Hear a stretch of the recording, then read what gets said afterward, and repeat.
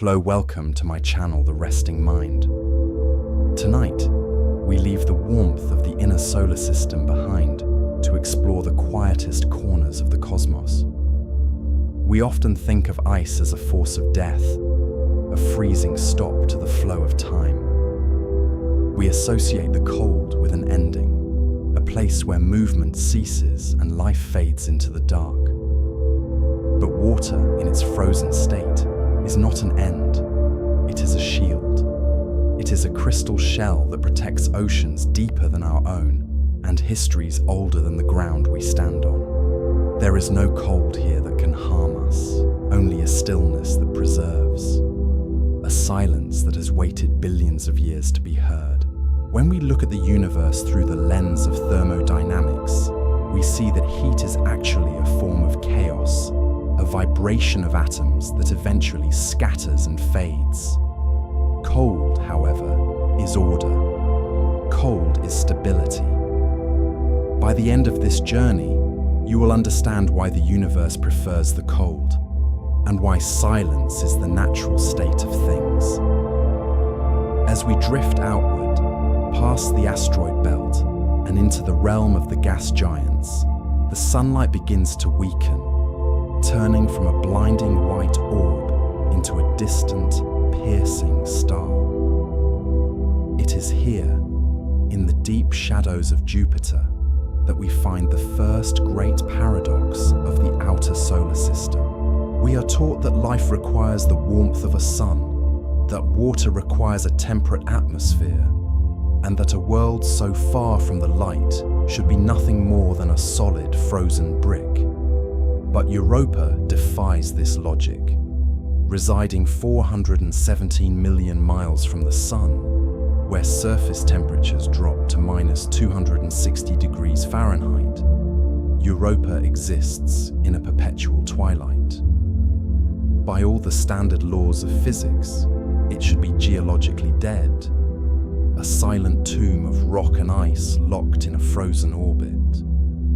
Yet, when we look closer at its surface, we do not see the heavy cratering that scars our own moon or Mercury. Instead, we see a landscape that looks like a shattered eggshell, a chaotic terrain of ridges, cracks, and bands that crisscross the globe in reddish-brown hues. This is the first sign that something is moving beneath the surface. The ice here is not a static lid. It is a dynamic, shifting crust that floats atop a global ocean of liquid water. It is a planetary cathedral where the ice shell acts as a vaulted ceiling, miles thick, protecting the sanctuary below from the vacuum of space and the intense radiation belts of Jupiter. You might wonder how water can remain liquid in such a deep freeze, so far from the warmth of a star. The answer lies not in the light from above, but in the gravity from below. Europa is locked in a complex orbital dance with its parent planet Jupiter and its sister moons Io and Ganymede. As Europa orbits the massive gas giant, it does not move in a perfect circle, but in a slightly eccentric ellipse. This means that at certain points in its orbit, it is closer to Jupiter, and at others, it is further away. When it is close, the immense gravity of Jupiter pulls on the moon, stretching it into a slight oval shape. When it moves away, the moon springs back to a sphere. This constant rhythmic stretching and compressing creates friction deep within Europa's rocky core. Imagine bending a piece of metal back and forth in your hands. Eventually, the metal becomes warm to the touch. Now, imagine that process happening on a planetary scale. Billions of tons of rock being kneaded by the gravity of the largest planet in our solar system. Think of this not as a struggle against the cold, but as a planetary heartbeat. The gravity of Jupiter massages the moon, keeping its blood warm beneath a skin of armor. This internal heat radiates outward, melting the bottom layer of the ice crust and maintaining a global ocean that contains twice as much water as all of Earth's oceans combined. It is a hidden world, a dark abyss where the water is salty and mineral-rich, interacting with the rocky mantle below in a way that helps astronomers understand the potential for chemistry in the dark. If you were to stand on the surface of Europa, looking up, the view would be dominated by Jupiter. It would hang in the sky, a colossal banded sphere, appearing 24 times larger than the full moon appears from Earth. Its presence would be overwhelming, a silent watcher filling the horizon with swirling storms of orange and white. But despite the visual dominance of the giant, the surface of Europa would be utterly silent. There is no atmosphere to carry the sound of the ice cracking, no wind to howl across the ridges. The only sensation would be the faint vibration through the soles of your boots, the subtle shudder of the ice adjusting to the tidal pull. It is a world of stark, beautiful contrasts. The surface is hard as granite, frozen solid by the ambient temperature of space. Yet just a few miles down, there is a warm, flowing current. This duality is what makes ice worlds so fascinating. They are dual-layered realities, presenting a face of absolute stillness to the universe while concealing a dynamic, fluid interior. We often project our own fears onto these environments. We see the ice and think of isolation. But in the context of the cosmos, ice is a blanket. On Earth, our oceans are exposed to the atmosphere, to the changing climate, to the radiation of the sun. But on Europa, the ocean is safe. It is hermetically sealed, protected from the harshness of the vacuum, preserved in a stable state for eons. This stability is rare in the universe. Stars burn out, atmospheres blow away, and planets drift from their orbits. But the ice shell of Europa has likely persisted for billions of years, creating a stable environment where time moves differently. In the deep, dark waters below, there are no seasons. There is no day or night. There is only the slow, rhythmic pulse of the tides, a gravitational clock that ticks once every 3.5 days. It is a reminder that energy does not always need to be explosive or bright. We are accustomed to the violent energy of stars, the burning fusion that lights up the galaxy. But there is a quieter, more subtle energy in the universe, the energy of gravity, of friction, of slow, grinding movement. Europa is a testament to this quiet power. It proves that a world does not need to be in the Goldilocks zone of a star to be active. It simply needs to be held in the embrace of a giant. As we drift over the chaotic terrain, observing the linear, those long reddish scars where the ocean has welled up and frozen, we can see the history of this movement. These are not wounds, they are stretch marks. They are evidence that the moon is breathing, expanding, and contracting in its sleep. The reddish color likely comes from salts and organic compounds that have been brought up from the depths and blasted by radiation, painting the white ice with the chemistry of the deep ocean. It is strange to think that the most promising place for life outside of Earth might not be a warm green planet, but a frozen moon wrapped in a shell of ice. But perhaps that is the lesson of the outer solar system. Life, like water, seeks protection. It seeks stability. And in a universe that is hostile and full of radiation, the safest place to be is not out in the open, but hidden beneath the surface, tucked away in the silent archives of the ice. This paradox of Europa, fire beneath ice, motion within stillness, is just the first chapter in our understanding of the cold. As we move further out, leaving the gravitational grip of Jupiter behind, we find that the ice takes on new forms, new behaviors, and new mysteries. The water ice of Europa is familiar to us, chemically identical to the cubes in your freezer. But elsewhere, the cold creates landscapes that are far more alien, where the water is made of gas and the rock is made of ice. Drifting outward from the gravitational cathedral of Jupiter, we cross a gulf of space so vast that the sun begins to shrink into just another bright star in the velvet dark. We arrive at the realm of Saturn, a planet defined by its rings. But tonight we are looking past those famous golden bands to find a small, bright moon hiding in their shadows. This is Enceladus.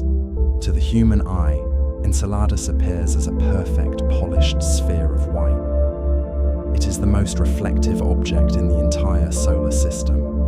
A world coated in fresh, clean ice that mirrors the distant sunlight with a brilliance that rivals a star. It is small, barely wide enough to cover the breadth of the United Kingdom, and by all conventional logic, a world this small, so far from the warmth of the sun, should be a frozen, solid relic, silent and dead. But Enceladus is not dead. It is merely sleeping, and its dreams are made of water. If you were to descend to the surface, specifically near the South Pole, you would find a landscape that defies the stillness of the void. Here, the ice is scarred by 4 massive, parallel fissures known as the tiger stripes. They are deep fractures in the crust, glowing with a faint, ghostly heat against the absolute zero of space. Standing on the edge of these fissures, you would feel a rhythmic vibration in the soles of your boots, a low, planetary hum that travels through the ice. It is the feeling of a world under pressure. And then, without the sound of an explosion, because there is no air to carry the noise, the ground would seem to exhale. Huge curtains of water vapor and ice particles rise silently from these cracks, shooting miles into the sky. These are not violent eruptions like the volcanoes of Earth. They are fountains, gentle, continuous plumes of mist that freeze instantly upon touching the vacuum, turning into microscopic diamonds that drift upward in slow motion. This is cryovolcanism. It is a process where the magma is water and the lava is ice. When the Cassini spacecraft flew through these plumes, it tasted the spray. It found that this was not just water, but saline water. It was salty, rich in organic molecules, chemically similar to the oceans of Earth. This tells us that beneath the thick, frozen shell, Enceladus holds a global ocean of liquid water, kept warm by the tidal massage of Saturn's gravity. The moon is effectively bleeding its ocean into space. In fact, Enceladus ejects so much material that it is responsible for creating Saturn's E-ring. As the ice crystals drift away from the moon, they are caught in orbit, forming a diffuse, ghostly halo around the planet. It is a beautiful paradox. A moon that looks like a frozen marble is actually actively watering the space around it, offering up samples of its hidden deep to anyone capable of catching them. Saturn holds many secrets in its rings, but Enceladus is merely the guardian of the water. To find the true strange nature of ice, we must look at a world where the rain does not freeze, but the chemistry changes entirely. Drifting outward from the glistening rings, we approach a world that is wrapped in a heavy, orange silence. This is Triton, Saturn's largest moon, and it presents us with a landscape that is simultaneously the most familiar and the most alien place in the solar system. From orbit, it appears as a featureless sphere of golden haze, a thick atmosphere of nitrogen and smog that hides the surface from the vacuum of space. But if we were to descend through those clouds, the view would shift into something that triggers a deep, almost confused recognition in the human mind. we would see coastlines that mimic the fjords of Norway. We would see rolling dunes that mirror the deserts of Namibia, and river deltas that fan out exactly like the Nile. It creates a sensation known as the uncanny valley of planetary science, where the geography looks like home, but the substance is entirely wrong. On Earth, the bedrock is stone and the rivers are water. On Titan, the temperature sits at a crushing 290 degrees below zero. In this deep freeze, water ice stops acting like ice and becomes as hard as granite, forming the mountains and the crust of the moon. And the liquid that flows through the valleys is not water, but methane. On our own planet, we know methane only as a gas, a fuel we burn to boil water. But here, in the cold pressure of the outer solar system, methane finds its own triple point. It exists as a liquid, a solid, and a gas, driving a hydrological cycle that mimics Earth's in every way, except for the chemistry. Clouds of natural gas gather in the polar skies, growing heavy until they release a slow, silent rain. Because the gravity here is weak, about 1/7 of Earth's, and the atmosphere is so thick, the raindrops can grow to the size of grapes, falling in slow motion, drifting lazily down to feed the dark, oily seas.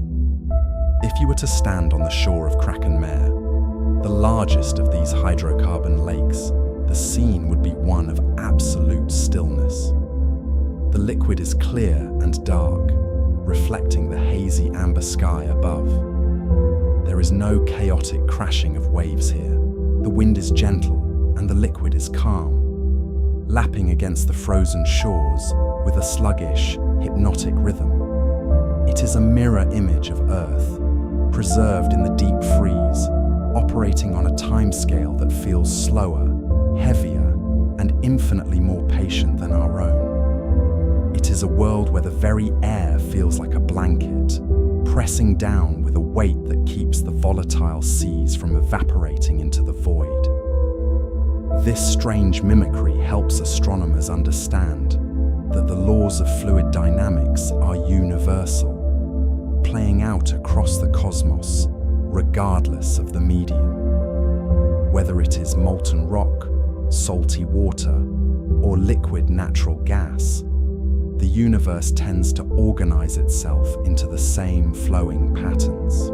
Titan shows us that the shapes of home are not unique to Earth. They are simply the shapes that liquids take when they are allowed to rest and flow over time. And as we leave this hazy, orange twilight, we drift further into the dark, toward a world that was once dismissed as a frozen rock, but which holds a heart of moving ice. As we drift billions of miles outward, the light of the sun begins to fade, shrinking from a burning coin to a brilliant, piercing star in a permanent twilight sky. Here, at the gateway to the deep archives, sits a world that defied our expectations. When the New Horizons spacecraft finally swept past this distant outpost, it did not find the cratered, dead husk that astronomers had predicted for a century. Instead, it found a world that is geologically alive, wearing its history on a surface that is constantly refreshing itself. The most striking feature is the vast white plain known as Sputnik Planitia, the western lobe of the famous heart-shaped region that dominates the face of the dwarf planet. This is not the hard, granite-like water ice of the inner moons. This is nitrogen ice. At these temperatures, nitrogen becomes a solid, yet it retains a strange, viscous fluidity, behaving more like a slow-moving glacier than a rock. It is soft enough to flow, filling in ancient craters and smoothing over the scars of impact, leaving behind a surface that looks pristine and untouched, as if the world was born only yesterday. If you were to look closer at this white expanse, you would notice a pattern of polygonal shapes, fitting together like giant paving stones across the plain. These are not cracks in the ice, but evidence of a slow, silent convection. Deep beneath the crust, a faint internal heat warms the nitrogen, causing it to rise in the center of these cells, spread out, cool at the surface, and sink back down at the edges. It is a planetary heartbeat, a cycle of renewal that takes 500,000 years to complete a single beat. It is a motion so slow that it would be imperceptible to the human eye. Yet over the eons, it churns the surface, erasing history and keeping the face of the world eternally young. Surrounding this white glacier are the dark, reddish highlands, colored by tholins, complex organic compounds created when faint ultraviolet light interacts with methane over millions of years. The contrast is stark, a sea of white nitrogen locked against a shore of ancient red dust. And above it all hangs a thin, fragile atmosphere. When backlit by the distant sun, it creates a delicate blue halo, a layer of haze that looks hauntingly like the sky of Earth.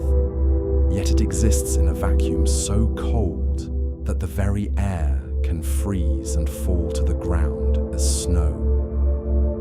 Pluto is not the end of the solar system. It is merely the gatekeeper to the deep archives. It stands as a silent sentinel watching over the scattered remnants of the solar system's creation, holding its secrets in a suspension of cold that is not death, but a form of perfect preservation. As we pass this final major landmark, the density of the universe seems to drop away, and we prepare to enter a region where the rules of planetary motion begin to unravel. To understand the true architecture of the cold, we must first look at a world that defies the basic logic of its location. Europa resides 417 million miles from the Sun, drifting through the deep shadow of Jupiter.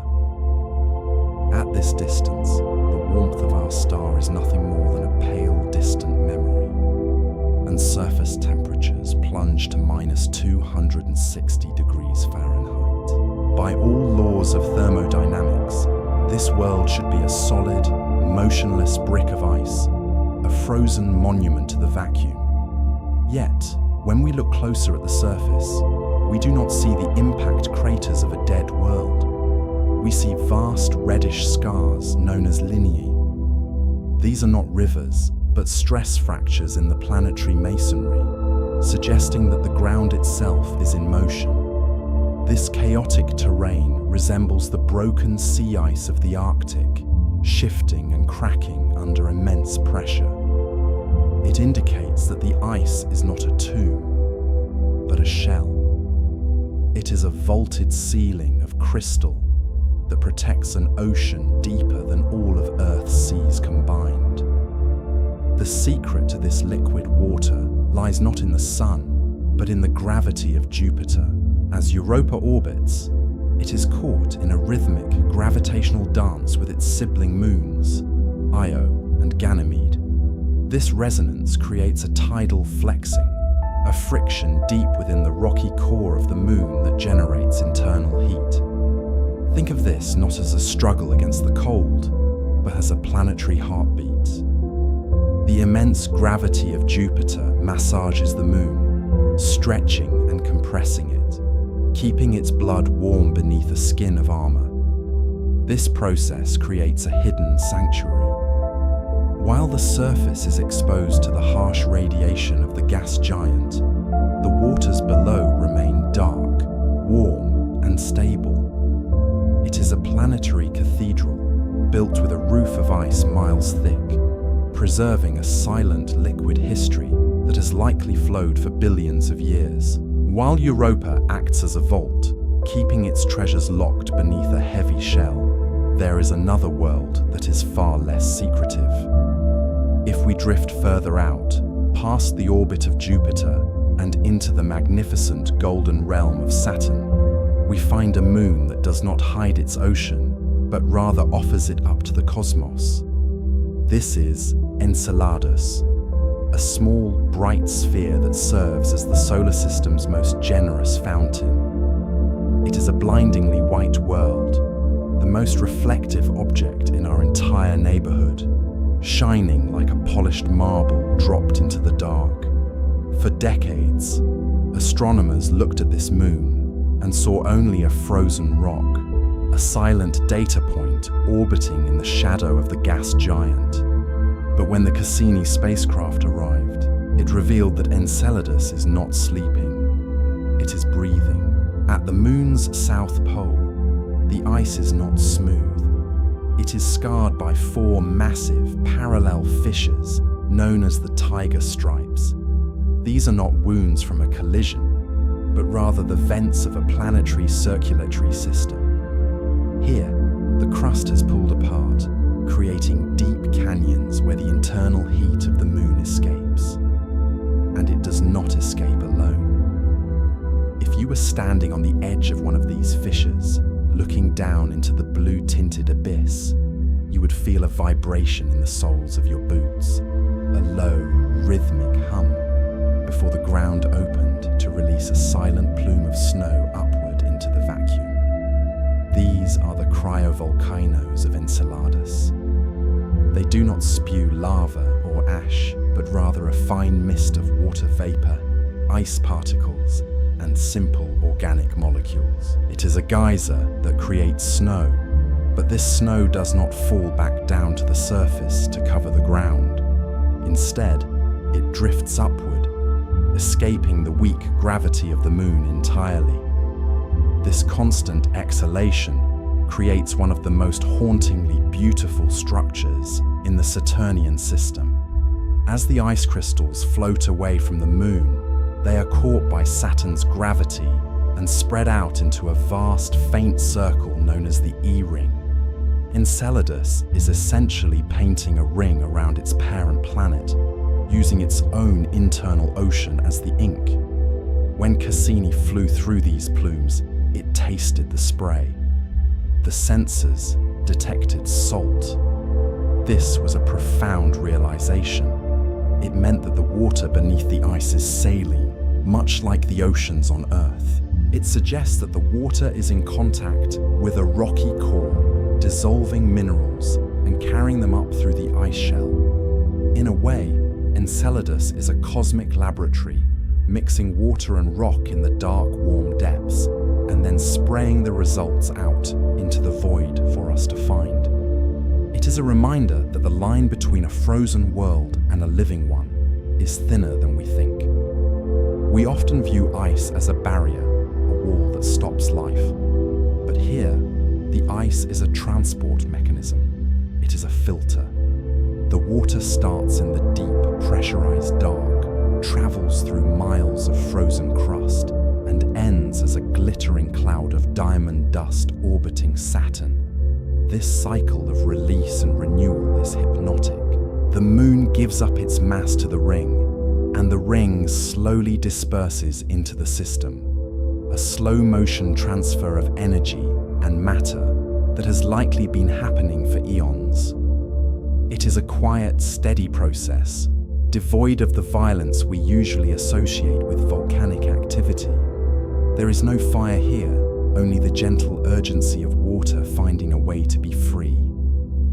Saturn holds many secrets in its rings, but Enceladus is merely the guardian of the water cycle. To find the true strange nature of ice, and to understand how a liquid cycle can mimic our own home in the most uncanny way, we must look at a world where the rain does not freeze, and where the rivers are not made of water at all. As we descend through the thick, nitrogen-rich haze that shrouds this moon, the orange fog begins to clear, revealing a landscape that sits deep in the uncanny valley of planetary science. This is Triton, a world that appears at first glance to be a twin of our own Earth, yet it is composed of materials that would freeze our oceans into stone. It is the only other body in the solar system where liquids sit stably on the surface, But this liquid is not water. On Earth, methane is a gas we use to cook our food, a fleeting vapor that rises and dissipates.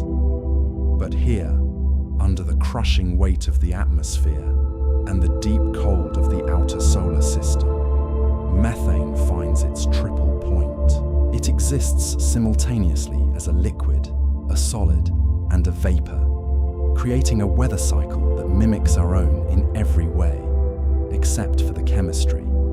Here, the rivers flow not with water, but with liquid natural gas, carving channels through hills of water ice that are as hard as granite, creating a landscape that looks hauntingly like Earth, yet operates under a set of rules that is entirely alien to our biology. If you were to stand on the shores of Kraken Mare, the largest sea on this moon, you would see a dark, oily liquid stretching out toward a horizon that is blurred by a permanent hydrocarbon smog. The waves here are slow and heavy, rolling across the surface with a languid rhythm that defies the frantic energy of Earth's oceans.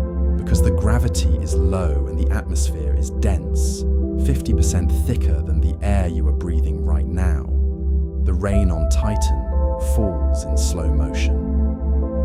Large drops of liquid methane drift lazily down from the clouds, landing without a splash, feeding the silent black tributaries that wind their way across the bedrock of frozen water.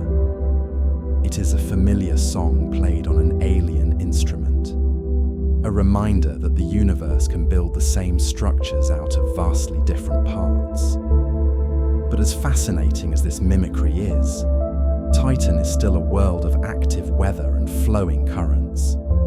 To find the true, static silence of the deep archives, we must travel even further out, past the domain of the gas giants, to a place where the sun is little more than a bright star in a twilight sky.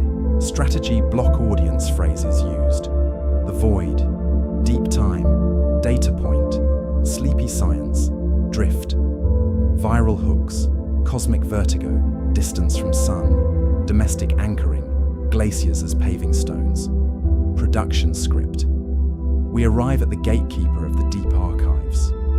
For decades, we looked at this point in the sky and saw only a pixelated blur, a fuzzy grey dot that we dismissed as a frozen rock at the edge of the map. We used to think this world was dead, a final, lonely stop before the absolute emptiness of interstellar space. But when the New Horizons spacecraft finally drifted past in 2015, capturing images that had traveled at the speed of light for over 4 hours just to reach us, it didn't find a grave. It found a heart. You may notice that the surface of Pluto is not a uniform grey crater field, but a landscape of stark, beautiful contrast. Dominating one hemisphere is a vast, bright plain known as Sputnik Planitia, shaped unmistakably like a heart. This is not a trick of the light, nor is it a rigid sculpture carved by impact. It is a glacier. But unlike the ice on Earth, which is made of frozen water, this heart is composed of frozen nitrogen, methane, and carbon monoxide. In the extreme cold of the outer solar system, where temperatures hover around -380 degrees Fahrenheit, water ice behaves like granite. It forms the bedrock, the mountains, and the crust, hard and unyielding as stone. But nitrogen ice is different. At these temperatures, it remains soft, malleable, and fluid. It acts less like a rock and more like a slow-moving wax or a planetary toothpaste, capable of flowing across the surface in a geological rhythm that is almost impossibly slow. If you were to stand on the edge of these nitrogen plains, looking out toward the horizon, where the sun is just a piercingly bright star in a perpetual twilight, you would see a pattern that looks like giant paving stones. The ice here is segmented into massive polygonal cells, each one 10 to 20 miles wide, separated by shallow troughs of dark material. material. This texture helps astronomers understand that the world below is alive with movement. These shapes are the visible surface of a vast, slow-motion convection cycle. Deep beneath the nitrogen crust, the faint heat from Pluto's core, a radioactive warmth left over from its formation billions of years ago, warms the bottom of the ice layer. The warm ice becomes buoyant and rises, taking perhaps 500,000 years to bubble up to the surface. There, exposed to the vacuum of space, it cools, spreads out, and sinks back down into the dark, creating a churning motion that constantly refreshes the face of the planet. It is a lava lamp operating on the scale of deep time. To the human eye, the surface would appear perfectly still.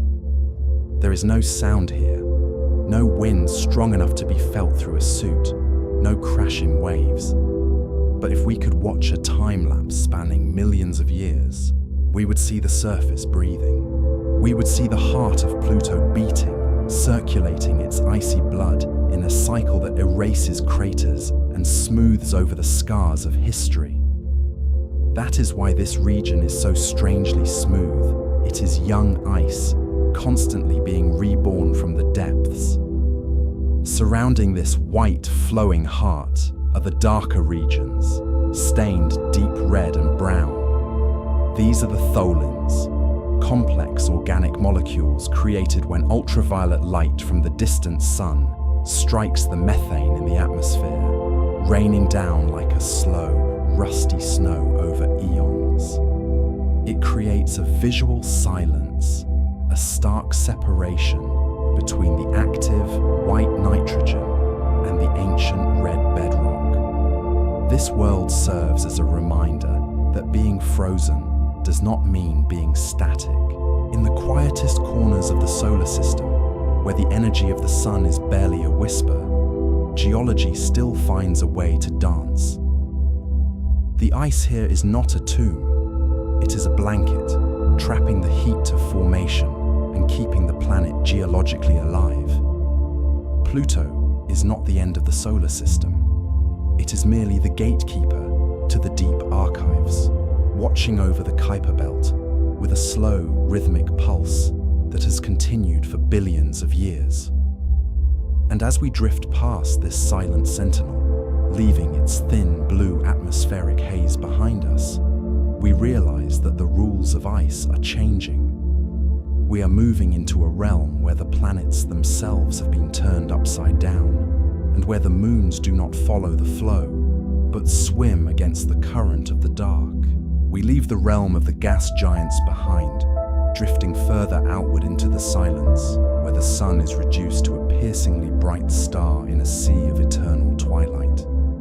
For decades, we believed that this region was a graveyard, a place where planetary formation stopped and left only frozen, cratered relics to drift in the dark. We thought of Pluto as a dead rock at the edge of the map, a final frozen period at the end of the solar system's sentence. But when the New Horizons spacecraft finally swept past this distant world, it did not find a grave, it found a heart. You may notice that the surface of this world is not a uniform grey, but a stark, beautiful contrast of colours that tell a story of active geology in the deep freeze. Dominating the landscape is a vast, bright plain known as Sputnik Planitia, a glacier of nitrogen ice that is shaped unmistakably like a heart, resting quietly against the darker, red-stained crust of ancient tholins. It is a landscape that defies the logic of the cold, helps astronomers understand that even here, 40 times further from the sun than Earth, there is a pulse. The ice in this heart is not static, it is slowly churning, driven by a modest heat from the core that causes the nitrogen to rise and fall in slow-motion convection cells. If you were to stand on the edge of these glaciers, looking out over the white expanse, you would see a pattern of polygonal shapes, like giant paving stones, stretching out toward a horizon that is closer than you are used to. There is no wind to carve these shapes, only the slow, rhythmic breathing of the planet itself.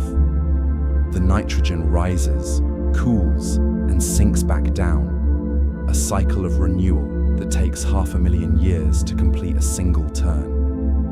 It's a form of quiet chaos, a geological lava lamp frozen in time, proving that even in the deepest reaches of space, nothing is truly stagnant. The light here is dim, casting long, sharp shadows across the ice mountains that float on top of the denser nitrogen sea. It is a reminder that we are now in the suburbs of the solar system, a place where the energy of the sun is a memory rather than a force. Yet, this world holds onto its atmosphere, a thin, blue haze that layers the sky in delicate bands, protecting the surface from the vacuum. That is why Pluto is not the end of the solar system. It is merely the gatekeeper to the deep archives. It stands as a sentinel between the ordered planets we know and the chaotic, scattered debris of the Kuiper belt that lies beyond. As we drift past its silent, beating heart, we realize that the cold does not stop the flow of time. It simply slows it down, preserving the history of the early universe in a shell of nitrogen and water. Leaving the silent vigil of Pluto, we drift inward, caught in the gravity of a much larger, darker blue. Here, the rules of formation seem to have been rewritten by a wanderer. In the vast, ordered ballet of the solar system, where planets and moons pirouette in a synchronized direction, a legacy of the swirling disk of dust from which they were born, there is one significant rebel. One world that moves against the grain. This is Triton. It is the largest moon of Neptune, and it is a contradiction in the cold. While the other major moons of the giants orbit their parents in a peaceful prograde direction, aligning with the rotation of the planet itself, Triton moves in retrograde. It travels backward. It is a swimmer moving upstream against a current that has flowed for 4.5 billion years.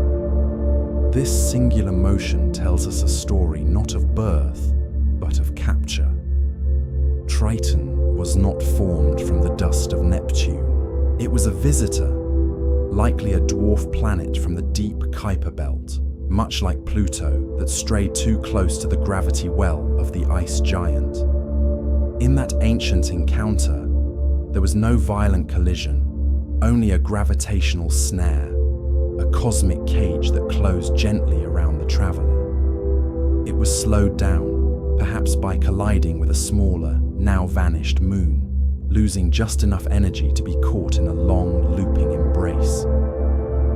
Now it is a permanent resident, locked in a backward spiral that makes it unique among the major moons.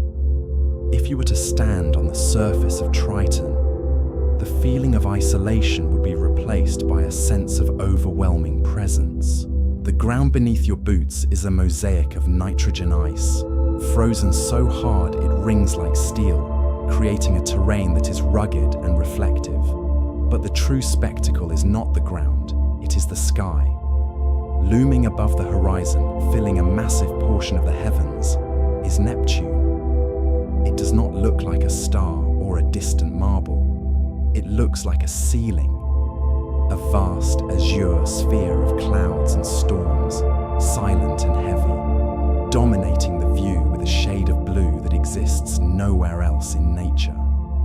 From this vantage point, you can feel the immense gravity of the planet, a silent tide pulling at the ground you stand on. Because of its retrograde motion, Triton is not just orbiting. It is slowly, imperceptibly losing energy. It is falling, but this fall is not a plunge. It is a descent so slow that it defies human perception. It is a spiral that will take billions of years to complete. The gravity of Neptune acts like a brake, creating a tidal friction within the moon's core, warming it slightly from the inside. A faint, internal heartbeat in a body that should be dead cold. This interaction creates a strange sense of intimacy between the moon and the planet. Triton is moving closer, inch by inch, millennium by millennium. In the far distant future, long after we are gone, it will eventually drift too close. But physics tells us this will not be an end, but a transformation. The immense gravity will overcome the binding forces of the ice, and Triton will likely be pulled apart, not in a destructive explosion, but in a silent unraveling. It will be stretched and distributed, forming a new, magnificent ring system around Neptune, a halo of bright ice that will rival even Saturn's in glory. But that is a story for deep time. For now, Triton remains a solitary figure, tracing its backward path through the magnetosphere. It is a reminder that even in a solar system governed by strict laws of motion, there's room for the exceptions. There's room for the wanderers who find a new home and decide to stay, moving to their own rhythm, singing a quiet retrograde canticle against the silent blue dark. It drifts, heavy and slow, a monument to the fact that resistance, when performed on a cosmic scale, can be a form of beautiful stability. As we drift away from the retrograde embrace of Triton, the view is dominated by the planet it guards, a massive sphere of azure and indigo that seems to swallow the light of the distant sun. Here, on the ice giants of Uranus and Neptune, the concept of a surface is an illusion, a boundary that does not exist in the way our terrestrial minds understand it. Instead of a hard crust meeting the vacuum, there is only a long, deepening gradient, a transition where the sky slowly becomes the ocean, thickening over thousands of miles until the gas becomes a fluid, and the fluid becomes a mantle of hot, dense ice. It is a descent into a state of matter that we can scarcely imagine, where the atmosphere thickens so gradually that you would never know the precise moment you left the sky and entered the deep. We often think of pressure as a force that crushes, a violent constriction that destroys structure. But in the physics of these cold giants, pressure is an architect.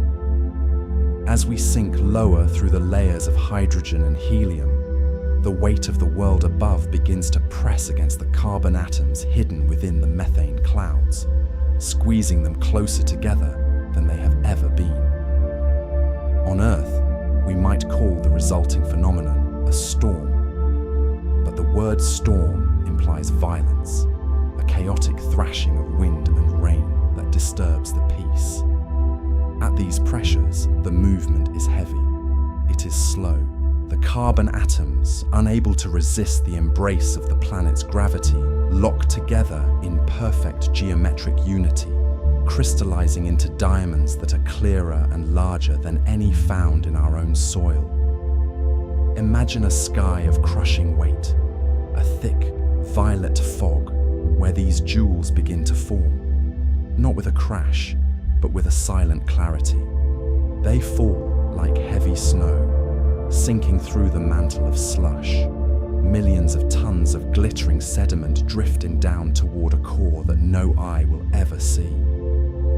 It is a rain of unimaginable value, yet it falls in total darkness, a secret cycle of crystallization that has been occurring for billions of years. There is something deeply comforting about this hidden wealth. It is a reminder that the universe does not create beauty solely for it to be observed by human eyes. These diamonds fall in the dark, accumulating in a layer around the planetary heart, protected by thousands of miles of ice and gas. They are safe there. They are part of a slow, rhythmic circulation of heat and gravity, a silent treasure kept in the archives of the deep, existing simply because the laws of physics demand that they must. Beyond the violet storms and the heavy diamond rains of the ice giants, the solar wind begins to thin, losing its strength against the deepening silence of the void. We are now drifting past the last great outpost of the planets, crossing an invisible threshold into a region where the sun is no longer a tyrant that commands the sky, but simply the brightest star in a field of infinite black. This is the Kuiper Belt, the twilight shore of our solar system, a vast ring of debris that has remained frozen and untouched since the very first days of creation. It is here, in this quiet expanse, that we find the true archives of the night. The objects drifting here are not rocks, but ancient snowballs, preserved in a deep freeze that stops the clock of chemistry, holding the secrets of our origins in a state of suspended animation. One such traveler is Arakoth, a small red world that tells a story of incredible gentleness. In the violent history of the early universe, where worlds collided and shattered, Arakoth is a testament to peace. It is formed of two separate spheres that did not crash into each other, but rather drifted together, slowly and softly, until they touched. There was no impact, no heat, and no destruction in this meeting. It was a docking maneuver performed by gravity over millions of years, a silent kiss between two wandering stones that decided to travel the rest of eternity together. They are fused now, locked in a shape that looks like a snowman made of red ice, tumbling end over end through the comforting darkness. It is a reminder that even in the cold indifference of space, things can come together without breaking. As we drift further, past the orbit of this silent couple, we reach a strange boundary known to astronomers as the Kuiper Cliff. For reasons we do not yet fully understand, the density of these icy objects suddenly drops off, as if we have walked off the edge of a map. The chaotic clutter of the inner system is gone, replaced by a smooth, empty ocean of nothingness that stretches out toward the stars. If you were to float here at the edge of this cliff and look back toward home, you would struggle to find the Earth. It would be lost in the glare of the sun, which itself has shrunk to a pinprick of intense light, barely distinguishing itself from the other stars. The warmth you feel on your face in the morning does not reach this far. Here, the temperature hovers near absolute zero, a perfect static cold that preserves everything it touches. It is a place of absolute safety, where nothing changes, nothing degrades, and nothing is ever lost. The noise of history has faded, leaving only the rhythm of a slow, wide orbit that takes centuries to complete. Beyond the heavy atmospheres of the ice giants, the solar system does not end with a wall. It simply exhales. The gravitational grip of the sun, which held the inner worlds in such tight, frantic orbits, begins to loosen its fingers here. We have drifted into the Kuiper Belt, a vast, sparse archipelago of frozen worlds that circle the sun in a silence so profound it feels like a physical weight. You might imagine this region as a chaotic storm of rocks, crashing and grinding against one another. But space is vast, and these objects are lonely travelers. They are the fossils of our solar system's creation, the leftover bricks that were never used to build a planet. They drift in the dark, separated by millions of miles of empty vacuum, preserving the chemical history of a time before the Earth had even cooled. Occasional travelers like Arakoth appear out of the gloom, strange and beautiful in their stillness. If you were to drift past it, you would see a shape that defies the violence we usually associate with cosmic collisions. It is two red spheres, ancient and dusted with tholins, fused gently together. There was no catastrophic impact here, no fire, no shattering, just a kiss between two worlds that happened before the first life stirred in Earth's oceans. They met at the speed of a slow walk and decided to travel the rest of eternity together. It is a reminder that in the deep cold, unity is a gentle process. As we move further out, the density of these objects suddenly drops away. Astronomers call this the Kuiper Cliff. It is as if we have reached the edge of the map, the point where the material of our home system simply runs out.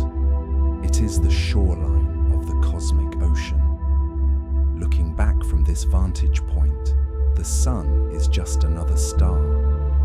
It is the brightest star in the sky, perhaps, but it no longer commands the heavens with the blinding authority of day. It is merely a lighthouse in the distance, a small, steady point of warmth that marks the way home, while we turn our faces toward the open, endless water of interstellar space. Beyond the shoreline of the Kuiper Belt, the scattered debris does not simply fade into nothingness. Instead, it rises up to form a wall. We are entering the Oort cloud, a theoretical sphere of icy bodies that surrounds our entire solar system, like a massive, crystalline shell. If you could step outside of our galaxy and look back at where we live, you would not see the planets, nor the asteroid belts, nor even the sun itself. You would see this sphere. It is a vast, spherical cocoon of ice that hides us from the rest of the universe, a protective layer that marks the true boundary between our home and the deep interstellar void. It begins nearly 2,000 astronomical units away from the sun, a distance so immense that the human mind struggles to convert it into miles or kilometers. But numbers here are less important than the feeling of the structure itself. Imagine a bubble, thick and cold, composed of trillions of frozen comets and icy planetesimals that have been drifting here since the very formation of the solar system. These are the leftovers of creation, the building blocks that were never used, cast out to the edges to form a barrier against the infinite. It is a sphere of ice, a shell of silence. It wraps around our entire history. Everything we have ever done, every noise we have ever made, every radio signal we have ever broadcast is held safely inside this final layer of frost. To pass through this region is to travel through a suspended animation of the early universe. The objects here do not orbit in the flat, orderly plane of the planets. They move in every direction, creating a thick, three-dimensional swarm that encases us completely. They are the silent guardians of the solar system, loosely bound by the sun's gravity, drifting so slowly that a single orbit can take 30 million years to complete. In this deep freeze, time loses its meaning. A year here is longer than the entire history of human civilization. There is a profound comfort in knowing this shell exists. We often think of space as an open, exposed expanse, leaving us vulnerable to the dark. But the Oort cloud suggests that we are cradled. We are enclosed in a nursery of comets, a blanket of frozen matter that insulates our warm inner world from the cold currents of the galaxy. It is the final domestic layer of our home, the attic, where the oldest memories of the sun are stored in pristine condition, waiting for a visitor that may never come. As we drift through this outer shell, the silence is absolute. There is no wind to disturb the surface of these ancient ice rocks, no heat to melt their jagged edges, and no light to reveal their shapes. They are perfect, dark mirrors, reflecting only the faint, distant starlight of a universe that is moving on without them. This is the definition of peace. It is a stillness that does not wait for anything, a preservation that requires no energy, holding the chaos of the cosmos at bay with nothing more than the simple, heavy presence of ice. But beyond the static shell of the Oort cloud, where the debris of our solar system fades into the true void, we find a different kind of silence. It is here, in the vast open ocean between the stars, that we encounter the wanderers. Astronomers often call them rogue planets, or orphans, painting a picture of loss and abandonment. But in the quiet logic of the cosmos, they are not lost, they are the free. These are worlds that have been ejected from the violent gravity of their birth systems, flung out from the chaotic dance of young stars to travel alone through the velvet dark. On Earth, our lives are dictated by the sun. We are bound to the cycle of day and night, summer and winter, heat and cold. We measure our existence by the revolutions we make around a burning star. But these travelers have no days. They have no years. They answer to no gravity but their own. If you were to drift alongside one of these worlds, you would see a surface of absolute perfection. Without the heat of a star to drive storms or melt glaciers, the ice here is harder than granite, preserving the planet's geography in a state of suspended animation. Craters from billions of years ago remain sharp and pristine, uneroded by wind or rain. The atmosphere, if it ever existed, has likely frozen solid, collapsing onto the surface like a blanket of snow that will never melt. This is the ultimate preservation. While planets huddled close to their stars are blasted by solar winds and scorched by radiation, the wanderers are safe in the cold. They move through the galaxy like silent ships, their hulls reinforced by the deepest freeze imaginable. In this eternal night, entropy slows down. The chemical reactions that degrade and decay matter simply stop. It is a form of immortality. A rogue planet does not age in the way we understand aging. It simply exists, gliding through the interstellar medium, passing unseen through the dark. They are the ghosts of the galaxy, invisible to our telescopes, detected only by the faint, momentary distortion of starlight as they pass in front of a distant sun. There is a profound peace in this isolation. They are not waiting for a sunrise that will never come. They are content in the dark, carrying the history of their formation deep within their frozen cores, locked away in a vault that no key can open. They remind us that light is not a requirement for existence, and that warmth is not the only way to be.